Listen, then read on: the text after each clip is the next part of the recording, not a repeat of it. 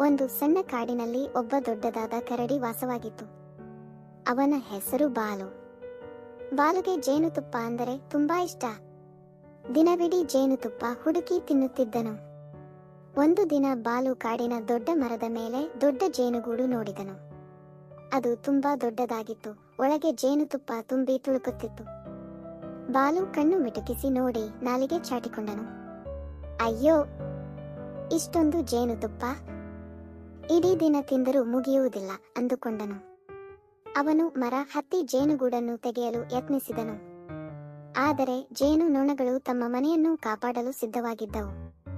ಬಾಲು ಗೂಡಿಗೆ ಕೈ ಹಾಕುತ್ತಿದ್ದಂತೆ ಬುಂ ಬುಂ ಬುಂ ಸಾವಿರಾರು ಜೇನು ನೊಣಗಳು ಒಟ್ಟಿಗೆ ಹಾರಿ ಬಂದವು. ಬಾಲು ಭಯದಿಂದ ಕಿರಿಚಾಡುತ್ತಾ ಕೆಳಗೆ ಓಡಿದನು. ಜೇನು ನೊಣಗಳು ಅವನನ್ನು ಹಿಂದೆಯೇ ಬೆನ್ನಟ್ಟಿದವು. ಅವನ ಮುಖ, ಕೈ, ಕಾಲುಗಳೆಲ್ಲ ಜೇನು ಕುಟ್ಟಿ ಉದಿಹೋಗಿತ್ತು. ಬಾಲು ಒಂದು ದೊಡ್ಡ ಕಲ್ಲಿನ ಹಿಂದೆ ಬಿದ್ದುಕೊಂಡು ತಲೆ ಮರೆ ಮಾಡಿಕೊಂಡನು. ಜೇನು ನೊಣಗಳು ಸ್ವಲ್ಪ ಹೊತ್ತು ಹುಡುಕಿ ನಂತರ ತಮ್ಮ ಗೂಡಿಗೆ ಮರಳಿದವು. ಬಾಲು ತುಂಬಾ ನೋಯುತ್ತಾ ಉದಿಹೋದ ಮುಖದಿಂದ ನಿಧಾನವಾಗಿ ಎದ್ದು ನಿಂತನು. ಅವನಿಗೆ ತುಂಬಾ ಪಶ್ಚಾತ್ತಾಪವಾಯಿತು. ನಾನು ಜೇನುತುಪ್ಪ ತಿನ್ನಬೇಕೆಂದು ಜೇನು ನೊಣಗಳ ಮನೆಯನ್ನು ಒಡೆದಬಾರದಿತ್ತು. ಅವು ತಮ್ಮ ಮಕ್ಕಳಿಗಾಗಿ ಶ್ರಮಪಟ್ಟು ಜೇನುತುಪ್ಪ ಮಾಡುತ್ತವೆ. ನಾನು ದೊಡ್ಡ ದೈತ್ಯನಂತೆ ಎಲ್ಲಾ ತೆಗೆದುಕೊಳ್ಳಲು ಹೋದೆಯ ಅಂದುಕೊಂಡನು. ಮರುದಿನ ಬಾಲು ಮತ್ತೆ ಆ ಮರದ ಬಳಿ ಬಂದನು. ಆದರೆ ಈ ಬಾರಿ ಜೇನುಗೂಡನ್ನು ಮುಟ್ಟಲಿಲ್ಲ. ಅವನು ಕೆಳಗೆ ಕುಳಿತುಕೊಂಡು ಮಾತನಾಡಿದನು.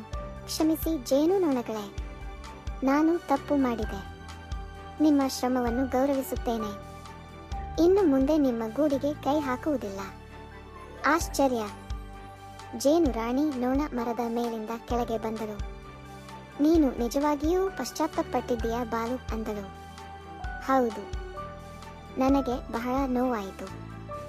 ಆದರೆ ಅದಕ್ಕಿಂತ ಹೆಚ್ಚಾಗಿ ನನ್ನ ತಪ್ಪು ತಿಳಿಯಿತು ಎಂದು ಬಾಲು ತಲೆ ತಗ್ಗಿಸಿದನು.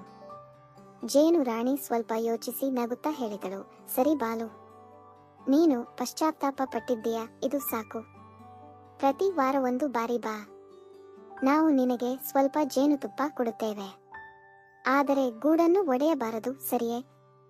ಬಾಲು ಕಣ್ಣೀರಿನಿಂದ ತಲೆಯಾಡಿಸಿದನು. ಅಂದಿನಿಂದ ಬಾಲು ಮತ್ತು ಜೇನು ನೊಣಗಳು ಒಳ್ಳೆಯ ಸ್ನೇಹಿತರಾದರು. ಬಾಲು ಪ್ರತಿ ವಾರ ಬಂದು ಸ್ವಲ್ಪ ಜೇನುತುಪ್ಪ ಪಡೆಯುತ್ತಿದ್ದನು.